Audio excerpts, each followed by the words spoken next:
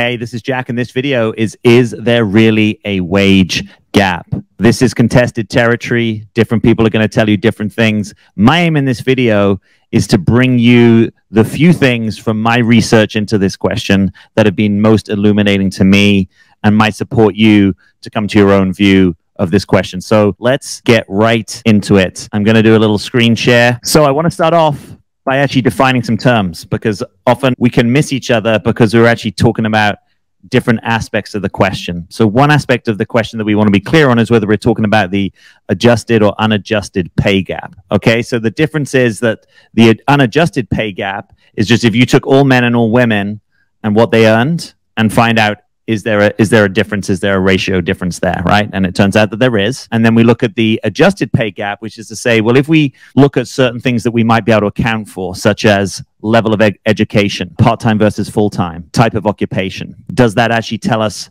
more about what is going on with the pay gap? For instance, with the adjusted pay gap, if we adjust it for levels of education, now what we're going to do is we're going to have the different strata of education, right? So maybe people didn't graduate high school, people that graduated high school, people that graduated college, people that have some kind of further graduate education. And we're going to compare those groups of men and women and see, are there differences there? Turns out that there are also differences. Hold that in your mind, and we're going to roll here into what I think is quite an illuminating slide. So I'm getting this from Our World in Data. It's ourworldindata.org. I've known of this site for probably about 10 years at this stage. I think it's really useful. It's based out of Oxford University. They do a good job of providing data that is intelligible to people that don't have to be in the specific fields, but also giving you research-based, objective, as best they can, interpretation of what is actually going on in the data.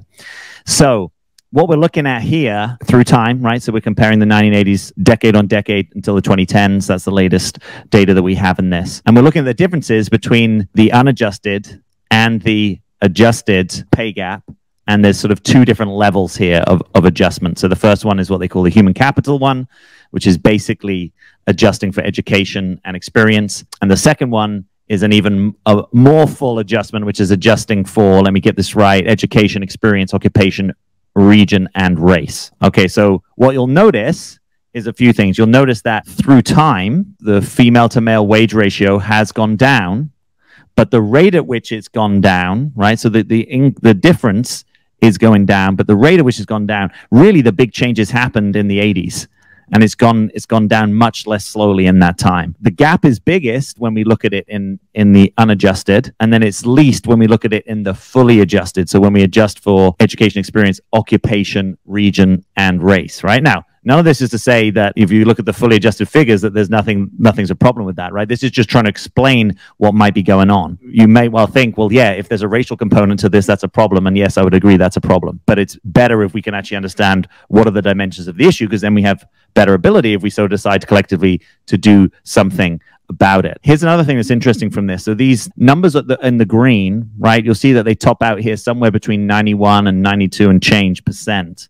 So what does that mean? It means that basically there's 8 to 9% of the variance that even after they look at all these different covariates, things that could explain it, it doesn't explain it, right? So this is what they call the unexplained residual. So there's still about 9% of this that even after you factor everything in, we're still not exactly sure what is causing the difference. So bottom line from the data, there is a wage gap.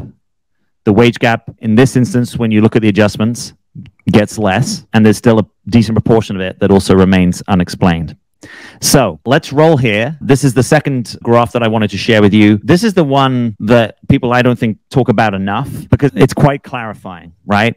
What this is basically showing is that there is a real difference for women who have children versus women who don't, and that there's not really a difference for men who have children versus men who don't when it comes to their earning trajectory, right? So over on the left side, we've got at the top, you've got the kind of the basic curve for women, right? That actually generally, as they're getting more experience in their career, they're going to earn more money. But we've got this timeline event here, the first child birth, which is scored at 0. So we've got 5 years up until that and 10 years post it. And you'll see that basically women don't recover on average, in terms of their earnings from their first childbirth. It basically takes them the best part of 10 years to get back to earning what they were earning at that first childbirth. But you see there's a huge gap between that and the trajectory of women who don't have children. Over on the male side, nothing really statistically discernible. So this is why the real wage gap One of them is actually between mothers and fathers, right? It's what they call the motherhood penalty. That it has a huge explanatory purchase in terms of what's going on here. Because if you look at earnings of women who are millennials, right? So women who are 40 and under, their earnings are pretty on par with men across many occupations. But this is what actually explains the difference, is that women who become mothers aren't able to get back to that same earning trajectory. Now, we can have a conversation about how do we want to value motherhood? Is that only a bad thing? Are people making their own authentic choices that they don't want to go back to the same level of emphasis on their career? That, you know, there's lots of nuance that we can put around this, but this actually gets into the heart of the issue. And it's why in some countries, the social policy people have thought about how can we make sure that leave is more equally distributed between men and women, right? So we talk more about parental leave so that it's more possible, particularly, you know, let's just say for couples who have a mother and a father in this instance, it's more possible for women who want to, that they can return to the workforce more quickly, or for men who actually want to be more present in the early years of their child's life, that they're actually able to stay home longer, right? That these two, in a sense, could be two sides of the same coin. That what we typically have is women paying the price in terms of their earning trajectory, and men paying a price in terms of their inability to not take time away from their career, right? And that may or may not be an authentic choice for them. But the data seems to suggest that when you give that option to men by having paid parental leave, a decent proportion of men do actually want to take that. So if it's down to individual choice, this is just what I'm going to leave you here with this segment. Does it make it okay? This is a quote from the US Department of Labor. There may be nothing to correct.